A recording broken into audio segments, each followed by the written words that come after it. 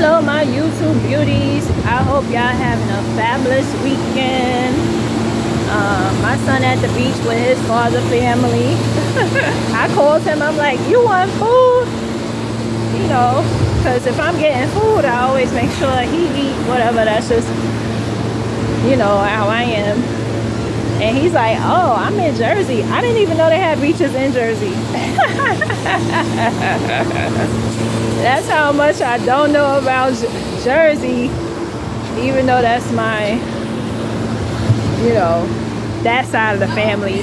That's Daytown. Because, you know, it's so suburban and white people. I would never think, you know, not all parts of Jersey, but their part of Jersey. I'm like, they got a beach? Ladies and gentlemen. Okay. The next Rockaway.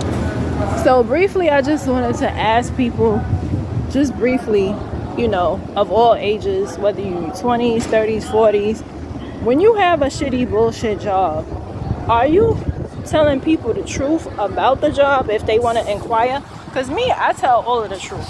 I tell all of the truth. I wish somebody would have told me the truth and told me not do it.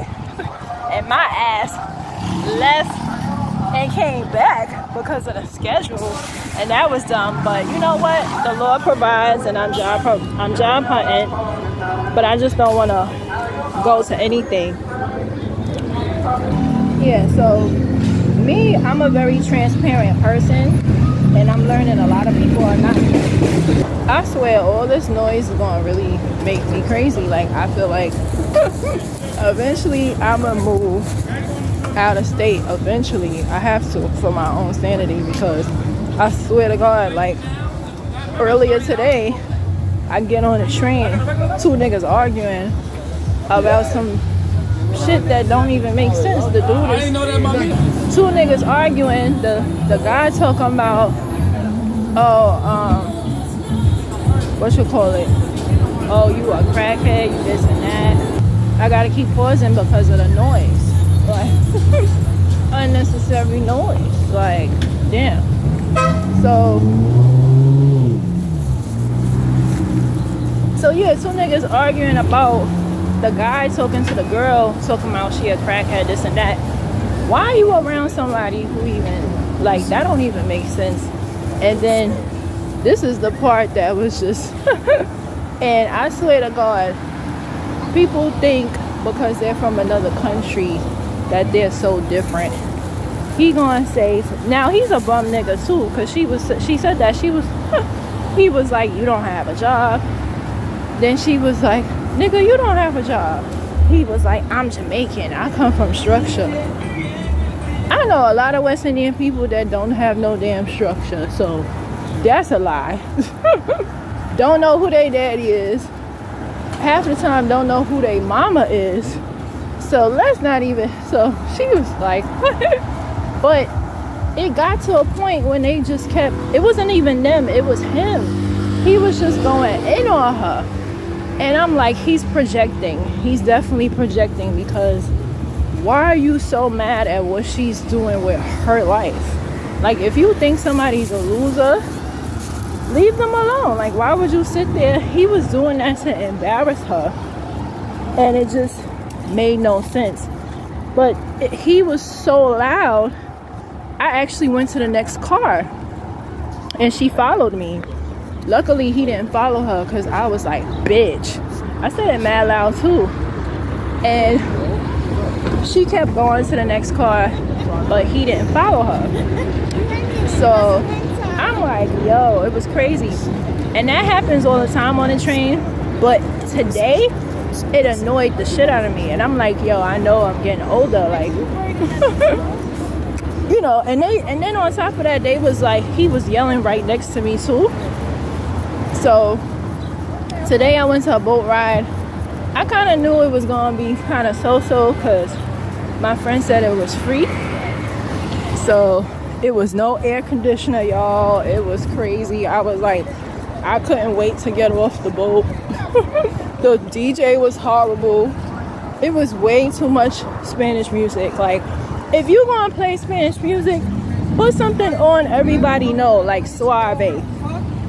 You know, Suave or some Mark Anthony shit. play some shit that everybody know, not just Spanish people. And then he played the reggae music, but he played what I call the Yankee reggae music, like the American, like no letting go, no holding back. That's what Americans listen to. You know what I'm saying? If you gonna play reggae, you gotta play the real reggae, like, you know what I'm saying, the soca. That's what you play at parties. Like, he was such a horrible, that has to be like the worst DJ ever. Like, but I didn't expect much because it was a free boat ride. And I was like, I remember telling her yesterday, I was like, I've never heard of a free boat ride. Like, they always, back in the days, $20 minimum. So I'm like, it was cool. I get to go out the house.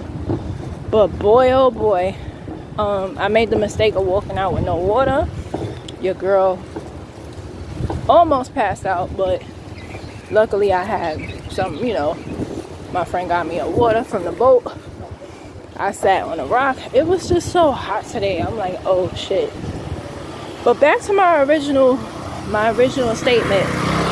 I know for me, I'm a very transparent person, and a lot of people are not. A lot of people, I went on an interview the other day, and the guy kept it real. He was like, this case manager position you're applying for, it may or may not last for past 2 years. And security supervisor make more than case manager. I'm shitting you not. I'm like, wow. And I'm noticing that a lot. Like, society says that, oh, security is not a career, but it actually is, because security supervisor paying $25 an hour, and a lot of these managerial positions where you need your bachelor's, because I have my bachelor's, but it's like I'm really thinking heavy about it. But I feel like if I get into the position and I don't like it, I could always leave. Like, it's not a have to, you know.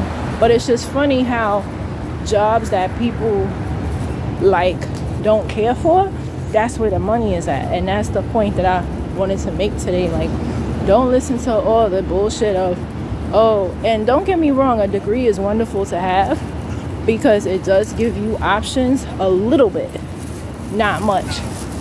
But to be honest, a lot of these jobs, they really not paying, and then you still have to end up getting a second job, right?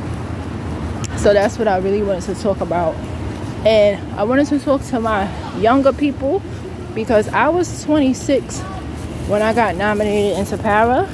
And the biggest mistake I ever made is I didn't ask the person who nominated me to be para, I didn't ask any questions. And that's the worst thing you could do. If you have a child and rent to pay, you can't afford to just fall into a job. You got to make sure that that job you accepting pays more than what you have. I went backwards. So never do that. You know what I'm saying? Now, if you're married and you have a financially supportive husband, no, I wouldn't even say that, because married people got bills too. But, you know, I'm not going to even say that. Even if you live at home, because some of my coworkers live at home and they're really young, but I still wouldn't recommend it for them, because naturally, who don't want something that's all year round? Who don't want something that, you know?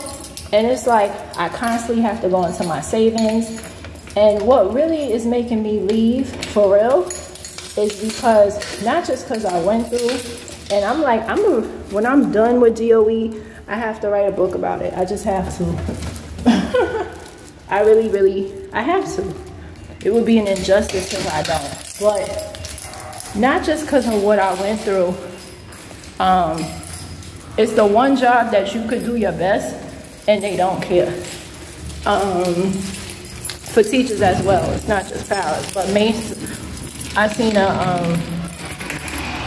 so I am back home. It is nothing like coming home and taking a shower and being fresh. Like, as soon as I stepped out the house, like, I had forgot my wallet, so I had to go back and get it. And I'm glad I went back and got it, because they was checking IDs. So yeah, I was talking about the boat ride, and then what else was I talking? Oh yeah, I'm very transparent, and so far I'm having mixed reviews. Like most people are, some people are transparent, but other people do lie, or they don't tell you anything. And the girl who got me nominated, she wasn't a para, so she put it on her Facebook. So the way I became a para was, I work for a nonprofit called City Year, and they have an alumni page. And one day a girl named Karen, she was like, her principal was looking for paras. I'm thinking it's a job that's full-time. I'm assuming I'm gonna be working with teachers. I'm assuming I'm gonna be in one school. If somebody was to tell me, you start out as a substitute and you may never be permanent, of course I would have never took it, because it's like, how the fuck am I going to survive, you know? And I did take a summer job 2016 after World Trade Center. I had left. I didn't even wait till whenever. And it was a toxic work environment, so that was another reason why I was pushing for the para job, because I was just tired of security. I really was. And looking back on it, to be perfectly brutally honest,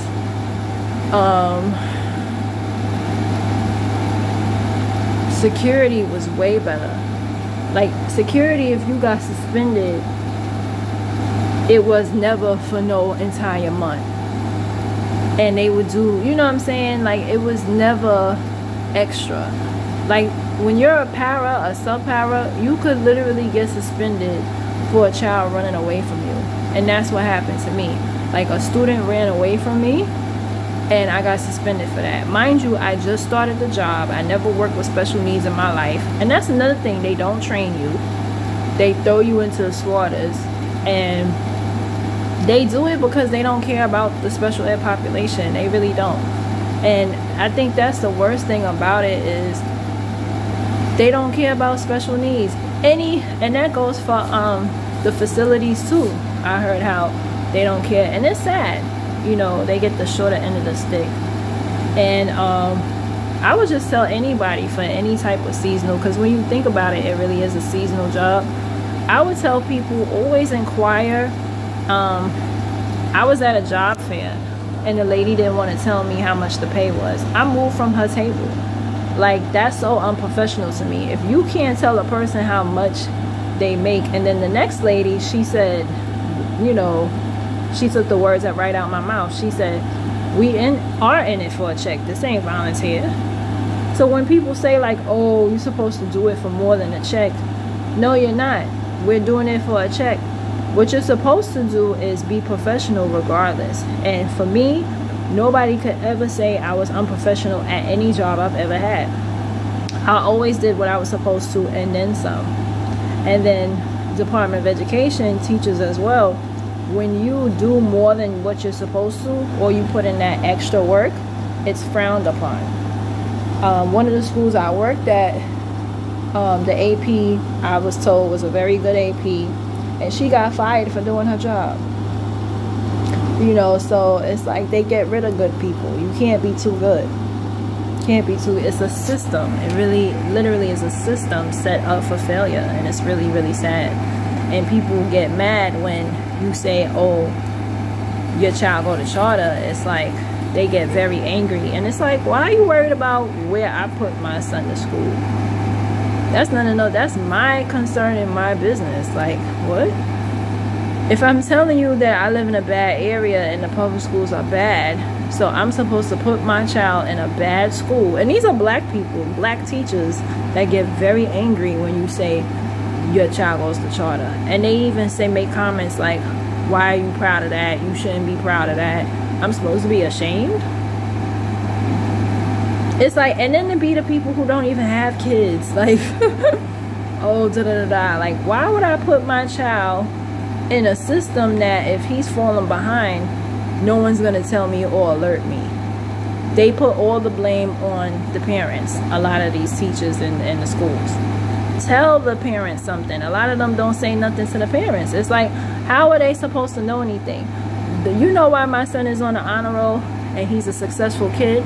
Because his teachers always communicated with me. When he was struggling in school, how am I supposed to know that if they don't tell me? When my son was struggling in school, they told me. They told me. You know, so it's like, huh? And then they make up lies about charter schools, saying, oh, they don't have no activities, they don't have this, they don't have that. Delusional. Just because they just, I think what it really is they jealous of the success, but there's no reason to be jealous. We all trying to make it in life the best way we can. Why would I send my child to public school? And I myself, I never went to public school. So why would I send my son to public school? You know, not saying charter is perfect, but I would rather have strictness and teachers talking to me and telling me what's wrong with my child versus the public school. They're not going to tell you shit, and they're going to talk about you. How I know? Because, and I would tell parents, if you can be a para for at least one school year and go to the different schools, do it. Because it was just like, oh my God, it was an eye-opener. Like, this is crazy. Like, this is how they run stuff. White school too. Okay, the so-called white schools that's quote-unquote good, those are for the smart kids. If you have a black child, and this is what I noticed, if you have a black child that's behind, you know where they put them? Special ed. And I had a one-to-one in one of the high schools I worked at, and he was white in a classroom full of black kids. That's not accident. They purposefully set it up that way. And I must admit, the high schools that I worked at, which was 2 white schools, I'm not going to mention it just yet, but they were excellent.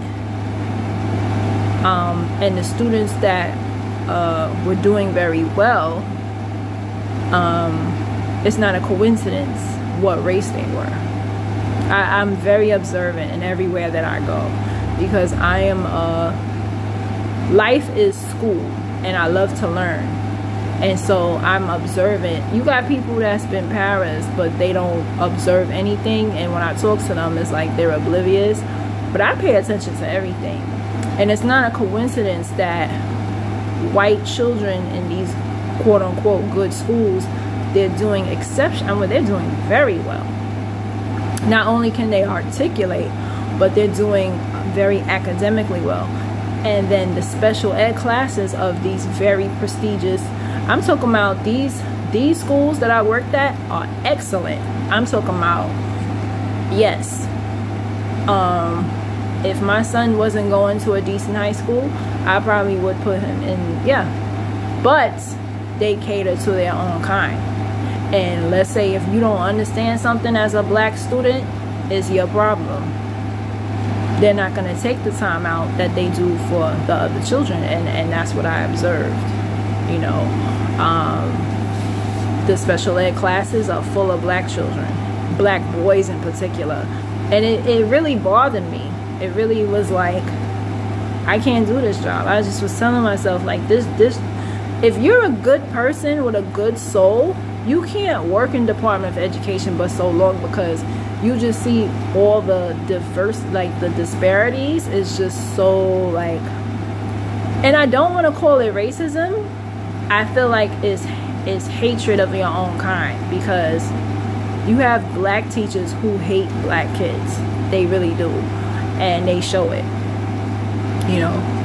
But yeah, you know, I just wanted to share my thoughts on that. It's like I'm about to leave anyway, so I definitely will be writing a book. I have to. It would be you know, the things that I experienced, the things that are allowed in DOE is just disturbing to me, because I've had other jobs, and if you say half of the things, you can't, and the things that people say in break rooms, you can't say that at other jobs. You get fired.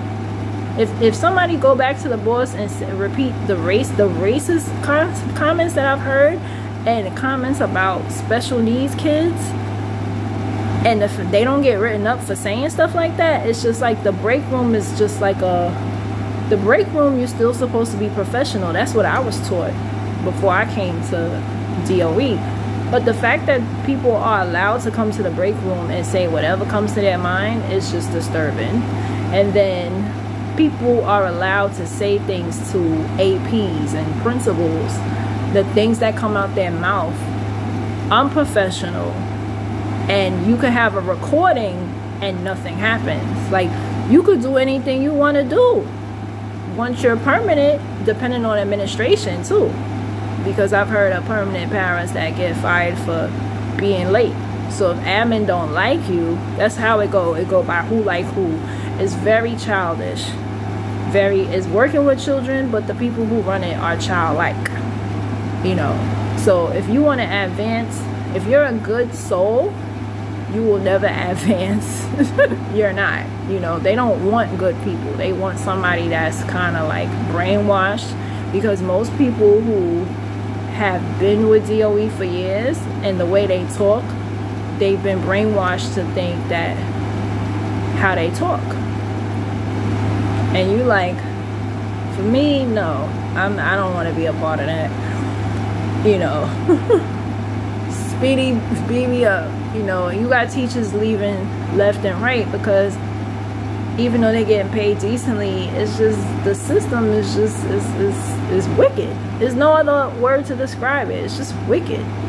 You know, if you're a good person and you have a good heart, you can't last in DOE. It's gonna make you sick. There's times when I've been at work and I felt like I had to throw up from the things I was going through and the things that I heard and the things I got sick. There was times that I was sick, had to take the day off. Like, it's very sickening. And it can make you, you know, you have a lot of teachers and parents that become alcoholics and weed heads because of DOE. You know, it's horrible. It's horrible. It's horrible.